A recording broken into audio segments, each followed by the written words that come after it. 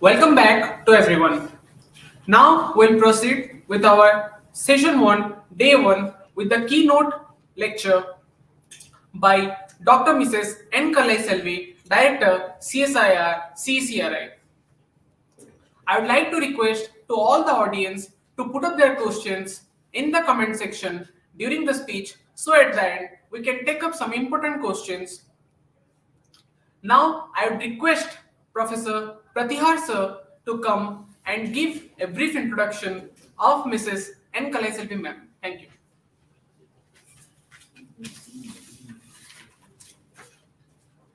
Thank you. Also, I welcome all in this seminar to Department of Ceramic Engineering.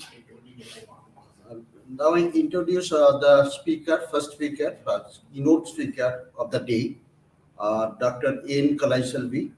She is the current director of CSIR-CECRI. She resumed assumed his duty as a director CSIR-CECRI from February 19. Her research, 25 years long research, includes electrochemical power system, in particular development of electrode material, custom design synthesis method, optimization of reaction parameters, and electrochemical evaluation of in-house prepared electrode materials for their suitability in energy storage device application. Her research interest includes lithium and beyond lithium batteries, superconductor, waste to health driven electrodes, and electrolyte for energy storage and electrocatalytic application. She is currently involved in the research of practically viable sodium-ion, lithium-sulfur batteries, and supercapacitors. She has more than 125 research papers and 6 patents of her credit. Currently, she is having 6 research scholars pursuing PhD under her guidance. She has already completed 8 PhD theses. She is recipient of many prestigious awards. A few of them are MRSI Medal, CSIR Raman Research Fellowship, INSA NRF Exchange Award, Benful Fellowship of Korea, and Most Inspiring Women Scientist Award. So with this, I invite Dr. Kalai Selvi for her presentation. Good morning, everybody. I'm extremely happy to be a part of this wonderful event. There is a 3 days national webinar on lithium-ion batteries and beyond, which is conducted by NIT Roorkee. And my special thanks are due to the opportunity given for me to share some of my views as well as the research that is being carried out in my parent institution, which is Central Electrochemical Research Institute. So I'll just start my talk like this. So I belong to, my screen is visible now? Someone can say yes. Is my screen visible? Yes, ma'am, it's visible. Okay, thank you. So I'm now coming from CSIR Central Electrochemical Research Institute. This is one of the very proud institutes of CSIR. Of the 37 national laboratories, this particular institute, Central Electrochemical Research Institute, is concentrating in the field of electrochemical science and technology. And the kind of research that we do is mainly based on electrochemistry, and more of our research is focusing towards energy-related aspects. In appreciation of this particular thing, this institute has been made as a nodal laboratory in the CSIR level. And director of this particular laboratory, myself, is the team director of energy team of CSIR. So when you consider the different aspects of working culture of CSIR, CSIR is now mainly focusing its research through different directorates. There are 8 team directorates functioning through CSIR. One of the team directorate is energy team, which is run by this particular lab as nodal lab and myself as the team director. And each team will be operating in terms of sub-verticals. So accordingly, this energy team is having 6 sub-verticals like coal energy, petroleum energy, hydrogen energy, energy conversion, energy storage, energy management, and environment. So each sub-vertical will be led by one of the CSIR labs, and we from CECRI, we are leading the energy materials for their storage. So I'll be talking about to what extent we are contributing to this nation in terms of materials development to store energy, as well as devices that are getting developed to store energy in an efficient manner. To start with, very recently, the Honorable Minister for Science and Technology, Dr. Jitendra Singh, he visited Chennai. At that particular time, we had the opportunity of inviting him to our recently completed 18650 cylindrical cell producing facility. You may be knowing that even though we are having the headquarters at Karaikudi, the Central Electrochemical Research Institute, we have 2 extension centers. One is there in Chennai, which is our satellite center for energy related activities. Especially, we'll be showcasing our research leads in the fields of fuel cells and lithium batteries in our Chennai center. So this is our Chennai center. And one more extension center is there in Mandapam near Rameshwaram. That particular center is concentrating on marine corrosion related activities. So coming back to our Chennai center and our energy related activities. So when Minister visited, we demonstrated a few technology leads like our portable PEM electrolyzer, which can generate green hydrogen, as one of the exhibits we made him to witness, and we demonstrated the production of green hydrogen. Also, we made him to visit our redox flow batteries, standalone all vanadium redox flow battery. This is the 3rd one. And also, Minister visited our supercapacitor facility, and he visited our recently established 18650 cylindrical cell producing facility. And this facility can produce 1000 cylindrical cells per day. So with this kind of initial note, I just want to start from end to end, meaning is 1 or 2 minutes I will just spend in telling you what are the different methods by means of which we are generating hydrogen, and then I will tell you to what extent we are making our efforts to go for energy storage in terms of batteries. So this is one of our very prestigious projects, that is CSIR's Mission Mode project to develop hydrogen related technologies. So we call it as H2T, meaning is Hydrogen to Technology Program. So in this particular program, we will be coming up with the next level of, or I would say version 2 of our PEM electrolyzer. Because several years back itself, this particular institute, Central Electrochemical Research Institute, we have developed PEM electrolyzer, proton exchange membrane electrolyzer, wherein with the deionized water, we will be able to generate green hydrogen, and we can integrate this PEM electrolyzer to solar panel also, by means of which you can ensure end to end it is green hydrogen production. So this particular technology, we have already transferred it to one company called Eastern Electrolyzer from Noida. So this particular company has taken up this technology of PEM electrolyzer to produce green hydrogen, and they have subsequently built up one more electrolyzer, and they have given it to BRC Mumbai. And recently, this particular company has taken up this technology for weather balloon applications in the Sultanate of Oman. So that is our version 1. And now through this project, we are going for version 2. So that is why I have given currently we are here. So version 1. And in the case of version 2, meaning is in another 2 years, we'll be coming up with a 30 kilowatt stack of PEM electrolyzer. And we will be showcasing that this particular PEM electrolyzer is able to function even at 30 bar pressure. Currently, we have showcased that we can go up to 8 bar pressure. Within next 2 to 2.5 years, we should demonstrate that it is working at 30 bar pressure.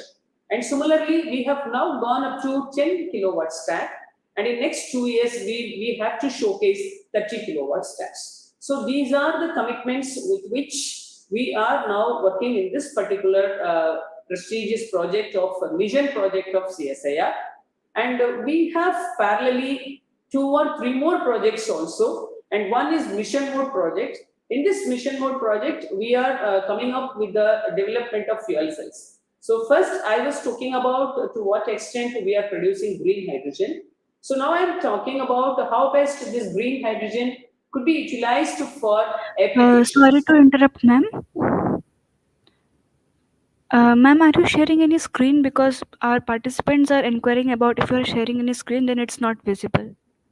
That's what I asked you, whether my screen is visible or not. I asked you first itself. I'm sharing No, this. ma'am. Yeah, ma'am. Please share it. I will do again then.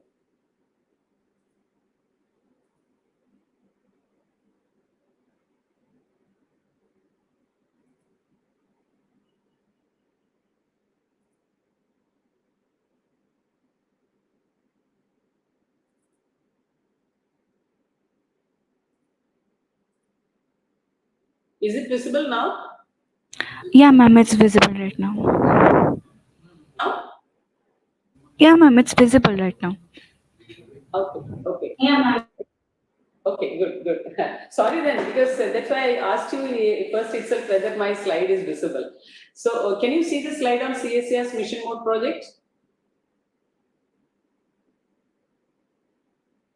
Hello? Can you see the slide on CSIR's mission mode project? Yes, ma'am. Okay, fine. So I was talking about this green hydrogen production. So now I'm talking about how best this green hydrogen could be utilized for different applications. So when it comes to application, the best application or the preferred, highly preferred application is the application of hydrogen for fuel cell operation. From CECRI, we have capabilities to develop low temperature PEM fuel cells, LT for low temperature, PEM fuel cell for proton exchange membrane fuel cells. So this particular low temperature fuel cell, we are going to increase the volumetric energy density and power density through this particular program. And apart from this low temperature PEM fuel cell, we have capabilities and expertise to come up with the high temperature PEM fuel cells also.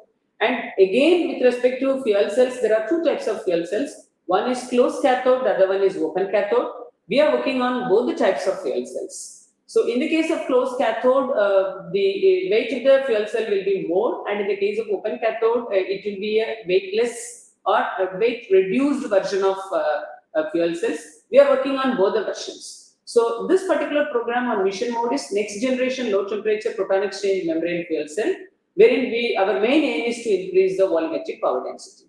Similarly, another fundamental and basic research related project, we are making our efforts to come up with indigenous version of the catalyst as well as the membrane, so that we can make it as a great import substitute in the coming days. So that is another program in which we will be concentrating much. And if you just ask me what are the different areas in which CSIR-CECRI is possessing the capabilities, we are having scientists working in towards basic research. One group is working with respect to the modeling and simulations, and another group is really doing a lot of work with respect to stack engineering. And we are developing electrocatalysts for fuel cells, whether it is low temperature or high temperature or open cathode or closed cathode. We are working on the development of electrocatalysts, polymer membrane, as well as bipolar plates. And similarly, in the case of modeling and simulation, we are working on flow field designs, water and thermal management, and system level integration also. Coming to stack, we have gone up to 10 kilowatt stack.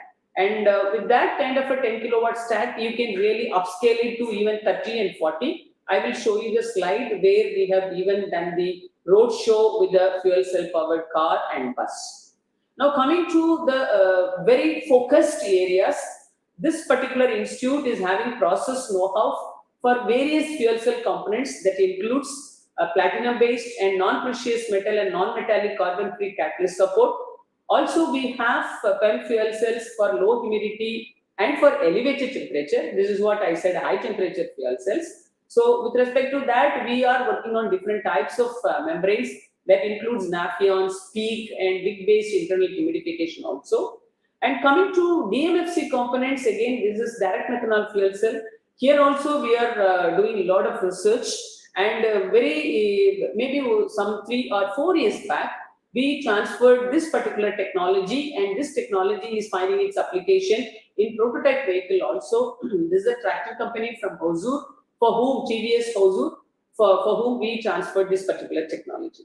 So in short, I can tell that we have our expertise with respect to high performance MEAs, that is membrane electrode assembly, the performance evaluation of fuel cells, durability, and their testing protocols. So this is the fuel cell station facility which was inaugurated by the former Minister for Science and Technology, Harshvardhan ji, and this is the LeanCat fuel cell test station. This LeanCat fuel cell test station is capable of testing fuel cells up to 10 kilowatts pack. That's why now we have stopped our upgradation up to 10 kilowatt. After we go with the 10 kilowatt stack, we can use multiple stacks and we can make it as a 20 kilowatt, 30 kilowatt and 40 kilowatt stack to run a bus or a car depending upon its requirement. So this particular team is our fuel cell team, because along with CECRI, 2 other CSIR labs are also partnering. One is CSIR NCL, the other one is CSIR NPL. And we worked with 3 different companies like KPIT, Temax, and Reliance. And this particular unit of fuel cell was gifted to this nation. And in this particular work, KPIT was our working partner. Now, this is our success story with respect to another company called KPIT. So, as I already told, we have come up with a 10 kilowatt stack, and they further upscaled it, and with a 32 kilowatt stack, they just run a bus very recently. And before that, they even demonstrated the car which is powered by fuel cell. So, these are our success stories with respect to closed cathode fuel cells. And recently, we are working on open cathode fuel cells, wherein Reliance is our working partner, and NERI is also working with us in this particular program. And this open cathode fuel cell, as I already told you, this will give you the weight reduction as an advantage. Therefore, if at all defense or any other sector, they want to use it for high altitude applications, one can really go for this open cathode fuel cell, which we call it as OCFC. And similarly, in the case of DMFC, we have not stopped with a kind of a DMFC prototype that we already given to TVS. We are now working with the import substitution as well as indigenization of DMFC also. So when I talk about indigenization, we are making indigenization with respect to both the fuel cells, that is PEM fuel cell as well as for the direct methanol fuel cell. This is one particular example. You can see that 5-cell DMFC stack with the 200 centimeter square active area that has been tested for its performance with respect to stability as well as scalability. So if you just ask me what are the different areas of activities that are related to DMFC is being carried out in this institution, we are working on different types of carbon, we are working on the catalyst as I already told, and flow field studies, and apart from that, naphthalene-based new materials as well as membranes also we are working with. And this portable DMFC system, this could be finding its application in unmanned aerial vehicles, that is UAVs, and also this is finding its application majorly in the area of defense and strategic sector. So far we were talking about what are the different ways by means of which green energy or clean energy could be produced, and that could be utilized to operate different types of fuel cells. Now I will tell you the importance of energy storage devices, because whatever it may be the amount of energy that is being generated or harvested, it is very, very important to store them very efficiently, without which the amount of energy that is being harvested will not find its utility in its fullest form. Therefore, this is the direction in which energy storage devices, they assume importance. And when we consider the technology innovations with respect to energy storage devices, I'm just classifying it with respect to the type of batteries and choice of batteries. So we can broadly classify them into 3. One is lithium-based batteries or lithium-based technology. The other one is beyond lithium technology, and the third one is the hybrid technology. Under lithium technology, as all of you are aware, we have three different systems like lithium-ion batteries, wherein we have lithiated cathode, carbon as the anode, and non-aqueous liquid electrolyte will be there. And in the case of lithium polymer battery, again we will have lithiated transition metal oxide as a cathode. We will have lithium as the anode, and solid polymer electrolyte as the in between. We'll be using the solid polymer electrolyte, and that's why it is called lithium polymer battery. In the case of lithium-ion polymer battery, we will have lithiated transition metal oxide as cathode, carbon as the anode. Whenever we are using carbon, only then you can talk about lithium-ion. And instead of liquid electrolyte, non-aqueous electrolyte, we'll be using solid polymer electrolyte. Because if at all we use solid polymer electrolyte, one need not worry about the leakage of the non-aqueous electrolyte. Transportation is very easy, and you can make it as a slim, sleek version also. Coming to beyond lithium batteries, this is very important because everybody will raise a question when we are talking about the importance of lithium-ion batteries. Do we have enough amount of lithium resources? The answer is no, and therefore we have to find one alternate system which can really go near to lithium batteries with respect to performance as well as cost. So in such case, sodium-ion batteries will be ranking as the first possibility. Reason being, sodium is very, very cheap because it is abundantly available. In addition, the lithium chemistry and sodium chemistry, it is more or less the same because it is the properties are dictated by the periodic table. For lithium and sodium, they have more or less similar chemistry, and therefore sodium-ion battery, for its performance and demonstration, just because we have crossed several miles in the case of lithium-ion batteries, it is very easy to develop sodium-ion batteries. In addition, as I already told you, its cost is very, very cheap, and therefore sodium-ion batteries have very bright opportunities in the near future to come as a great competitor for lithium-ion batteries. Coming to lithium-sulfur, performance-wise, especially capacity and energy density-wise, it is much, much superior than lithium and sodium-ion batteries. But the thing is, here we are using lithium, and therefore the kind of durability as well as safety and its extended applications, and especially for real-time applications, are yet to be demonstrated. And coming to metal air batteries, it's another fantastic system because here again the energy density is huge. But here the challenge is you can use any metal, you can use starting from any alkali metal, sodium or lithium or magnesium or even transition metal like zinc, whatever metal if you feel like you can use monovalent metals, divalent or a trivalent metal could be used here. But here again the challenge stays with respect to the air cathode, development of air cathode. So the air cathode should have stability as well as its suitability, its compatibility, and it should have allow both types of rechargeabilities. One is mechanical rechargeability, the other one is electrical rechargeability. So these are the challenges with respect to metal air batteries. And the next one is redox flow batteries. I will show you 1 or 2 slides on redox flow batteries also. Wherever you want to store massive energy, so wherever you don't have the grid supply or grid facility, so in such cases, you can really have dependence upon redox flow batteries. And the last one is supercapacitors. As all of you know, batteries are meant for high energy and supercapacitors meant for high power.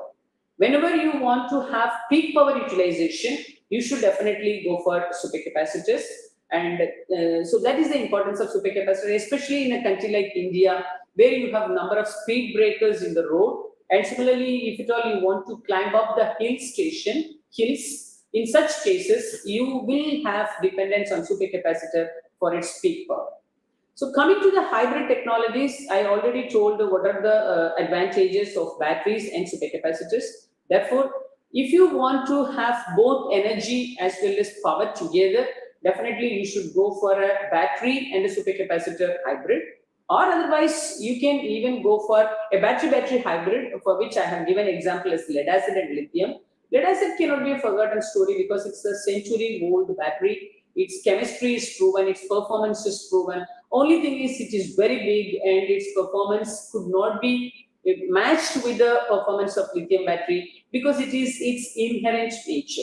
However, considering the rugged nature, considering the proven chemistry and its performance, one can really think about a hybrid of lead acid and lithium also. If at all somebody is very particular about the energy and power combination, then in such case we can go for lithium and supercapacitor or lead acid and supercapacitor.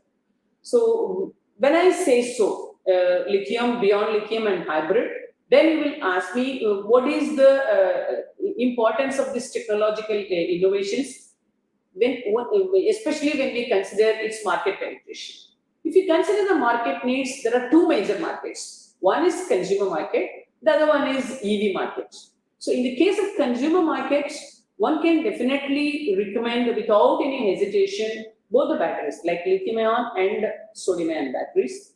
Whereas when you come to this EV market, right at this moment, currently, this country cannot make any kind of recommendation of sodium-ion batteries for electric vehicles.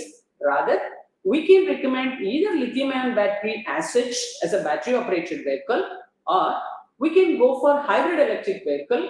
We can talk about even plug-in hybrid electric vehicle also, PHEV also, wherein you can think about the combination of batteries as well as supercapacitors. So in the case of whether it is lithium or sodium or the hybrid electric vehicle concept, one can really test its performance with respect to coin cells. This is lab scale. Other three are prototype as well as commercial scale.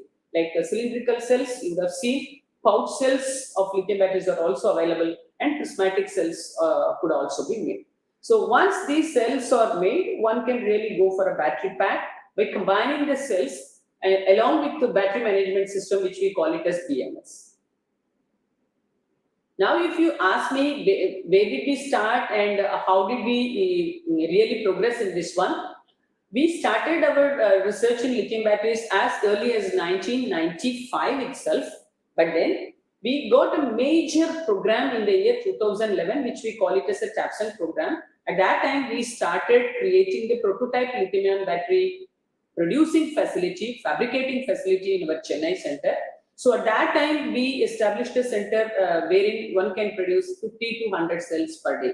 It was a very, very small prototype unit, and by the time the TRL, the technology readiness level, was around 4.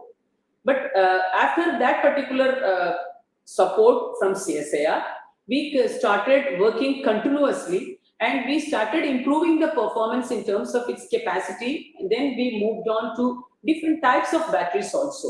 So currently our TRL is somewhere between 6 and 7, and now we got one major project which we call it as ICENGES, that is Innovation Center for Next Generation Energy Storage Solution. This particular program is a 100 crore project. In this project, we are coming up with a 100 megawatt lithium battery producing facility in our Chennai center.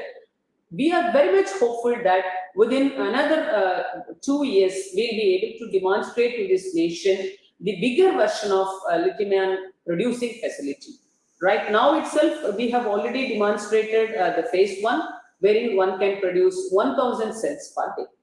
So if you just ask me what are the different unit operations which are involved in the lithium-ion battery fabrication thing, one has to start with the electrode making unit operation. So you have to take the electrode material in the form of a powder. We have to add some binders, some conducting additive, and we have to mix them very properly, and we have to get it in the form of a slurry. The slurry should be coated. The coated slurry will be then roll pressed, meaning is you have to press it at a slightly higher temperature so that the coating will be very adherent. Then it has to be slit according to the size and the dimension which is needed. Then you have to do notching. Then you have to do vacuum dry. And after this vacuum dry is completed, one can really think about the other very important areas of slitting as well as calendering. After the slitting and calendering is done, then we have to do its remaining operations, like we have to fill up the electrolyte, we have to seal it, then the tab welding and other things would have been done, and finally you will be getting the battery in its form, whether it is cylindrical or its pouch form. So when the battery is obtained in its completely fabricated form, you can ask me whether you can use it immediately. No. you have to give some 24 hours as some kind of a dry time or a wait time. So this overnight, you have to leave the as fabricated battery so that it will form some amount of some kind of compatibility related things will be happening. So the structure will get stabilized, and only after that you have to go for formation cycle.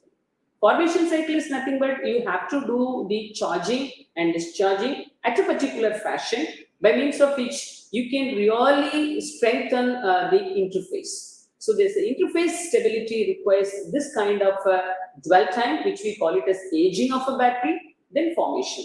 Once this aging and formation is done, now the cell is ready for use. So this is one such cell that has been fabricated by us. So we have to really benchmark it with the globally available or commercially available some product. So we have taken the commercially available one product, Samsung product. So you can see that its weight, voltage, capacity, energy density, volumetric energy density, they're all closely resembling the commercial one. So after we make this kind of a global benchmarking, we can really recommend it for a real-time application. We started using this kind of our own facility-driven batteries. First, we deployed them in torch. That is, it is a rechargeable torch light. Then we used it in power bank, a solar lantern. Then we started using it in the two-wheeler, cycle, and solar street lights also. So this is how one can say that you can very efficiently store energy, and whenever it is required, you can use it. So that is the importance of this kind of energy storage devices, especially with respect to lithium chemistry. And before I close this lithium related thing, it's worth spending another minute to understand why should we really go for spent batteries, and we have to ensure their second life. I already told you, India is a country wherein lithium resources are not available, and therefore we have to collect all the spent batteries and we have to recycle them or refurbish them, by means of which we have to ensure the second life, by means of which we can really address the maybe lack of lithium resources available in this country. So with respect to this particular institute, we are working on the refurbishing and recycling of lithium cobalt oxide, NMC, that is nickel manganese cobalt related oxides, and also lithium iron phosphate. All the three cathode chemistries we are working on it. And this is very important thing. I told you we are now working on one project called Innovation Center on Next Generation Energy Storage Solution. It's a 100 megawatt lithium-ion pilot plant facility. Phase 1 we are now done with, and we are now going to go ahead with phase 2. In this phase 1, now every day one can produce 1000 cylindrical cells of 18653 version, and phase 2 is of 21700 cylindrical version. So we are hopeful of completing it in the month of February or March in the year 2024. So that's all about lithium-ion batteries, and now I will spend a few minutes with respect to beyond lithium. I already told you metal air batteries, they are very, very attractive. One can just make them suitable for mechanically rechargeable as well as electrically rechargeable. And in our case, DST and NALCO, they have sponsored project. DST has sponsored a project to come up with zinc air battery. NALCO has sponsored a project in which we are working on aluminum air battery also. And if you just ask me what is our TRL level with respect to different beyond lithium chemistry related thing, in sodium-ion batteries our TRL is 4, in lithium sulfur battery our TRL is 3, and in metal air batteries our TRL is 2. But then now we are strengthening the metal air battery related things because we got the sponsorship. Now coming to sodium-ion batteries, some time back I told you sodium-ion battery could be made as a competitor in the coming days. So this particular table will make you to understand. So you can see the last column. This is the sodium battery, that is 3.2 volt sodium-ion chemistry or cylindrical battery. And you can just compare its performance with the first column with respect to the 3.2 volt lithium-ion. So we can very easily match the 3.2 volt sodium-ion chemistry as a competitor of 3.2 volt lithium-ion chemistry. 3.2 volt lithium-ion chemistry is nothing but LFP chemistry, that is lithium iron phosphate chemistry. I think soon the country as well as globally also many researchers will reach that particular level. Now, if you ask me, who are all across the globe working in the field of sodium-ion battery, I can say France, Singapore, and in India, we are doing it in a big way. And the good news is that our R&D leads are comparable with the global researchers, be it France or Singapore, with respect to sodium-ion battery. Now, this one slide will tell you to what extent we have excelled in the field of supercapacitor. Because I told you, batteries are meant for energy, supercapacitor is meant for power. And here, the very interesting point is, we have taken Indian origin carbon, and this Indian origin carbon has been modified, and it is made as an equivalent benchmarking performance with respect to that of curare carbon. Because now everybody or globally accepted carbon is curare carbon. So we now made Indian carbon, which is very much perfectly performing as good as curare carbon. So after seeing the performance of our carbon, this company called Kimax, they just received this technology in front of Dr. V.K. Saraswat, the Honorable Member of Niti Aayog, very recently, and they will be practicing our supercapacitor related technology. I told you, whenever the energy scale is very big or mass energy storage, in such cases you can think about redox flow batteries. Similarly, wherever you don't have the grid facility, you can depend upon this kind of a standalone redox flow battery. Recently, we came up with the success story with respect to the standalone all vanadium redox flow battery. So this is the all vanadium redox flow battery, and soon we will be coming up with the bigger version also with respect to the all vanadium redox flow battery. So one slide, this slide is very interesting. I will tell you, there are a few batteries called reserve batteries. I do not know how many of you are aware of it. It is finding its application in defense sector. So in the case of reserve batteries, there are different types of magnesium silver chloride, magnesium cuprous chloride, like different types of reserve batteries are there.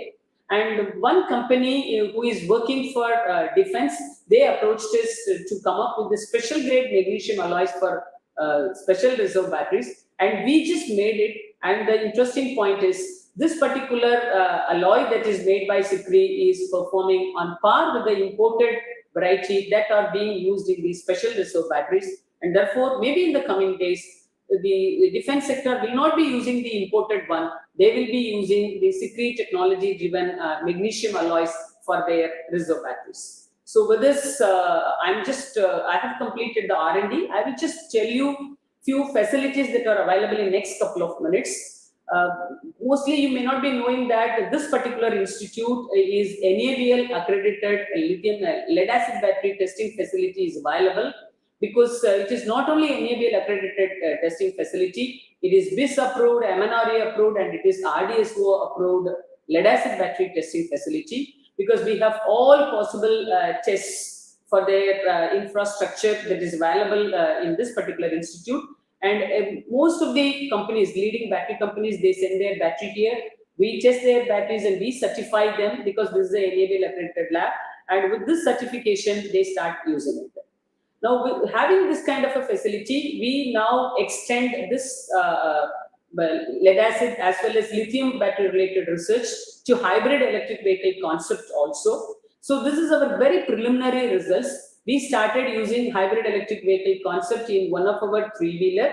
So wherein we have used our battery as well as supercapacitor. This is the three-wheeler which is flying in the roads of our inside campus in CSIR-CECRI. So this is battery powered, and many a times we remove the battery and we just use this battery and supercapacitor hybrid, and we are now collecting the data. Maybe in another 1 year or so, we will be able to come up with the proof of concept demonstration in this three-wheeler. So with this, I wish to conclude my talk by saying like this. This particular institute called Central Electrochemical Research Institute is helping Indian electrochemical industries to become globally competitive, because we are working in line with Atmanirbhar Bharat. The Government of India announced to PLI scheme, that is MHA announced to PLI scheme, and the hydrogen mission programs of DST. Similarly, we are offering helping hands to MSME sector to face their challenges, because number of electroplaters associations and clusters are working with our technical consultancy. And also we have societal interventions by providing grassroots solutions through electrochemical science and technology, in which our NCCI and UBA are playing a very major role.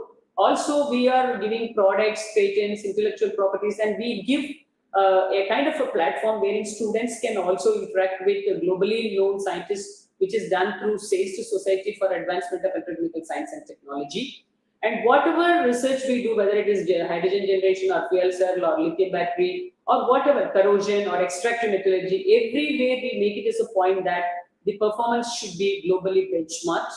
And with respect to Skill India program, yes, we do offer skill development training program in various areas of electrochemical science and technology. And of course, we are running a 4-year beta course, which is offering chemical and electrochemical engineering. And also we have a PhD program, which is coming under the ACSIR program of CSIR.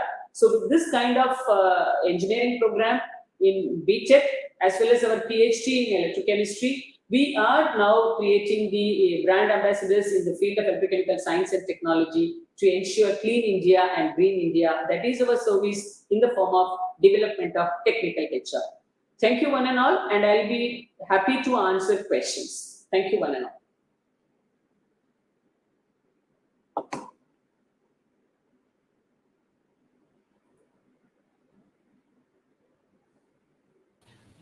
Thank you so much, ma'am, for your talk. We have few more queries which are mentioned in the comment section. I would like to highlight that on the screen. We have few more queries which are mentioned. Yeah, shall I answer? Can graphene be explored as an option for energy storage devices? Ma'am, the first question is... Yeah. Yes, graphene can be explored as an option for energy storage. Only problem is its cost. Graphene is always, because we are using now graphite. Graphene is a single layer graphite. Graphene is very costly. So when you want to move ahead with the cost-effective technologies, graphene as such cannot be used. But I think you may be knowing in many cases, especially with respect to LFP, that is lithium-ion phosphate, which is semi-conducting in nature. But for battery cathode, you need a electronically conducting material. So to improve the conductivity, we'll be adding conducting carbons. So in that case, many researchers, they use graphene as an additive, by means of which they are improving the conductivity of LFP. Not only LFP, in any case, you can use graphene in small portion, not as a full electrode, because the cost is going to be much, much higher if you use graphene as such.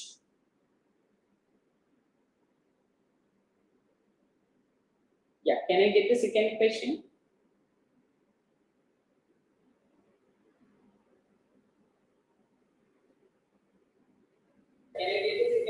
Yeah, ma'am. There are two more questions. I am showing it on the screen. What about lithium tetroid battery, ma'am? Actually, if you just ask me, we have not done anything in this particular regard. I think with respect to lithium, number of combinations could be made. I will tell you, the moment lithium is coming into picture, one can ensure a minimum of 3 volts. Because as according to the electrochemical series, we always say that anything above 3 volts could be realized. So whenever you want to have a high voltage system, definitely lithium battery will not disappoint you at all. So you can definitely make couple with respect to lithium by means of your chosen choice. If at all you want to have any particular reason for that particular combo, yes, that could be considered.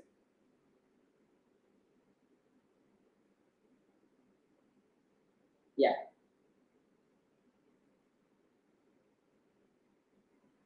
What about silicon? We have the next question on the screen. I think it's a very good question. Actually, silicon right now itself, people started using silicon as an anode material. Now, actually, I will tell you two major or popularly available anodes are, one is graphite, or we will call it as a carbon anode. The next one is silicon. Of course, silicon is much, much superior in performance compared to graphite, because graphite, the theoretical capacity is only 372 milliampere hour per gram.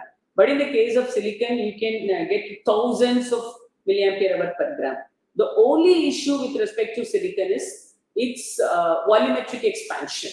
See, silicon, maybe in the first cycle, it will give you a very high capacity, but from second cycle onwards, we call it as irreversible capacity loss. So some amount of capacity will be lost in the second cycle, which cannot be recouped at all. We call it as irreversible capacity loss. So this kind of irreversible capacity loss is huge in graphite also, but it will be much more in silicon. And the silicon, its stability is one issue because it undergoes volume expansion to a greater extent.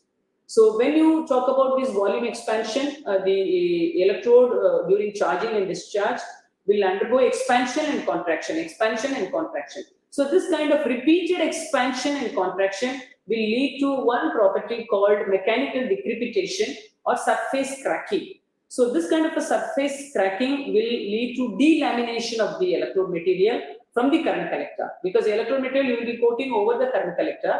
So this surface crack will make the electrode to get delaminated from the current collector. Meaning is the stability is the issue, and therefore the performance will not be that much. Capacity decay will be more. So these are the issues with respect to silicon. But silicon can be given a lot of modifications by means of which you can enjoy the inherent capabilities of silicon for its characteristics and for its performance. So that kind of research is going on. Definitely silicon-based anode materials will rock in the future. Yes.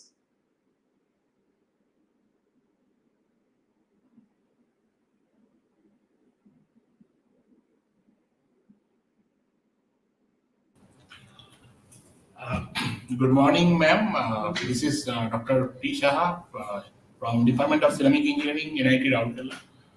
First of all, I'd like to congratulate you for sparing your time and giving a overview of the CSIR-CECRI activity and also the technology developed by the CSIR laboratory. I have two questions after seeing your talk. First of all, if we consider lithium-ion battery technology, you will agree with me that India has very scarce resource and limited resource of lithium-ion compounds. So what is your view on the lithium-ion battery technology, where it actually stands? And if you, as per your talk, if you say that sodium-ion battery is going to take over lithium-ion battery's future, so do you think that in near future we're going to see electric vehicles driven by sodium-ion batteries? So I would like to address you on these two aspects, and if you can brief the audience, that would be great. Thank you. Yeah. Address you on these two aspects, and if you can brief the audience, that would be great. Thank you. Address you on these two aspects, and if you can brief the audience, that would be great. Thank you. Hello. Shall I go ahead in answering your question? Yeah, in the case of lithium, you asked about the availability. I just gave you one option. Even though lithium is not abundantly available in the country, the kind of lithium resources or the kind of lithium that is being available in different gadgets as on day in the country, if at all we are able to recycle and refurbish this amount of lithium, by means of this itself, we will be able to address 1/3 of the futuristic requirement of lithium. That is one good part.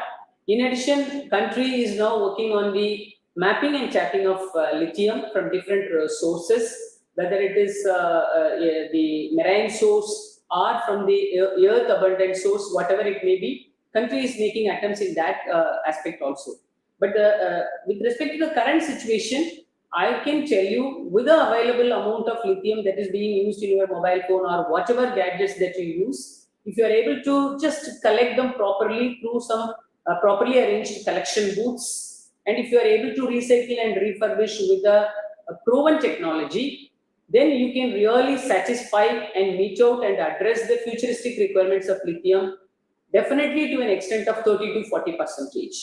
So that is one convincing scenario due to which this lithium battery research has to be taken up very, very seriously. irrespective of the fact that India is not having lithium-rich or lithium-abundant resources available. That is the answer for your first question.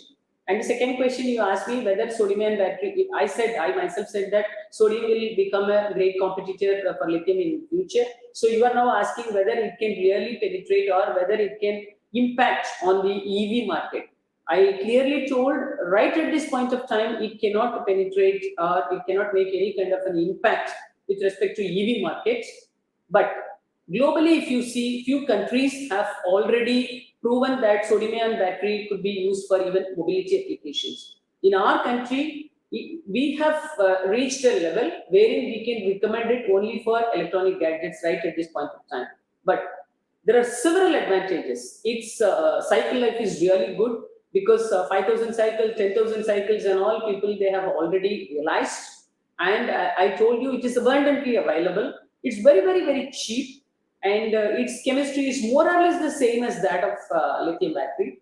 And therefore, we can really consider that this may give some kind of an impact in the EV sector, but not to the extent of lithium. That is my personal view. Reason being, lithium is very light and its performance, sodium is also light, but lithium's performance is much more superior than that of sodium-ion battery. So if at all you consider the space availability in your car or your three-wheeler or in your two-wheeler, definitely we will now vote for only lithium battery. But if at all somebody can, trucks and all, if at all somebody can offer little more space. So if space is not a great constraint, in such case, I think sodium-ion battery can also be considered, especially not now, but in the coming days. Because sodium-ion chemistry is growing very fast, because we already spent 3 to 4 decades in lithium battery. Therefore, in the last 7 years or less than 1 decade time, sodium-ion battery has grown much, but it will see its growth in a much more multifold way in the coming days, since most of the areas are already known. When we started lithium battery, many areas were remaining as gray areas. It is not the case with sodium-ion battery. Therefore, sodium-ion's growth will be much faster, and therefore, they may give some kind of an impact with respect to e-mobility, maybe in the coming days. Yeah.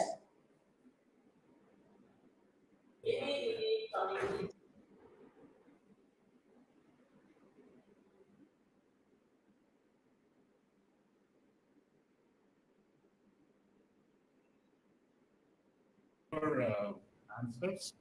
I would like to highlight that Department of Ceramic Engineering, there are faculties who are actually working on lithium-ion batteries, carbon-based supercapacitors. If you remember, like we are actually developing cells, mainly developing electrodes and testing at coin cell level. So, and we have a lot of good technology which are actually being developed at a laboratory scale. So, is there any scope for future collaborations?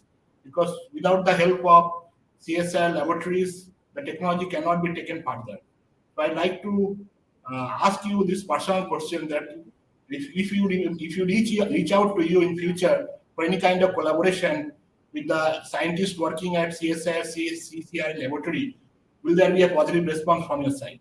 Thank you.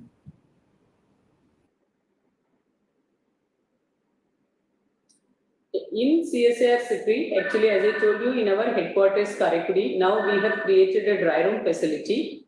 I think if at all, through some collaborative project, if we just have some kind of a common goals, I think such kind of common goals could be researched out in Karaikudi, because there is in Chennai facility cannot be used for this kind of a collaborative thing, because it's a huge facility. We may not be requiring that kind of a facility.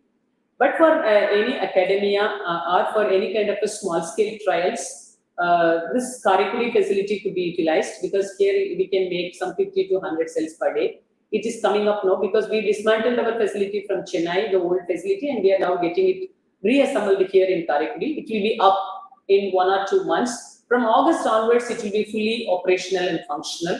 So after August, maybe in the month of September onwards, we can really encourage this kind of queries through some common goals and through some collaborative attempts.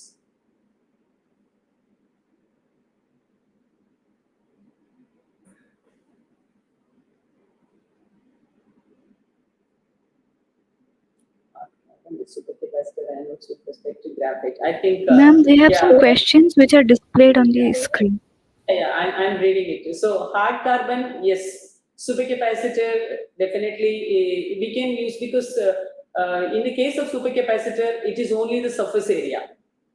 If we are able to play around the surface area, and if we are able to make the carbon with a maximum surface area, I think you can use any type of carbon. That's why I said, in the case of India-based carbon, India-centric carbon itself, we played around the surface area. So because supercapacitor, it requires only the surface area. So even with respect to hard carbon, if you can really make it as a carbon with the largest possible surface area, you can really try it out in supercapacitor. Yes, possible.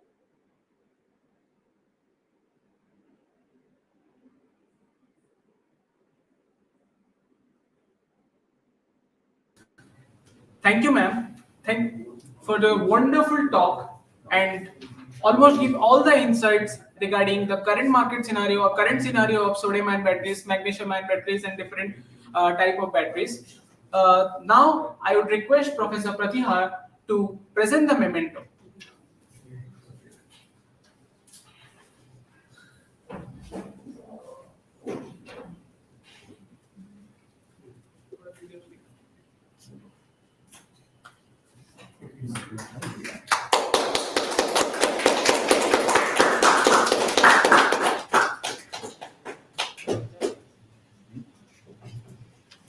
Thank you, ma'am.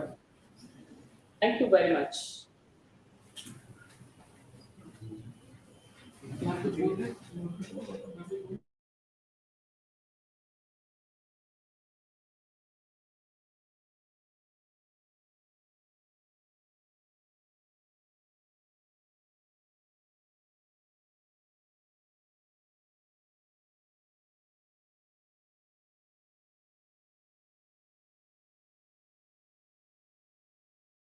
This, we are ending our day one, session one. We are with our first talk of session one. Now we'll be starting our session two in 12:20 p.m. Section 1 second talk in 12:20 p.m. So please stay tuned and we'll resume our session. Thank you.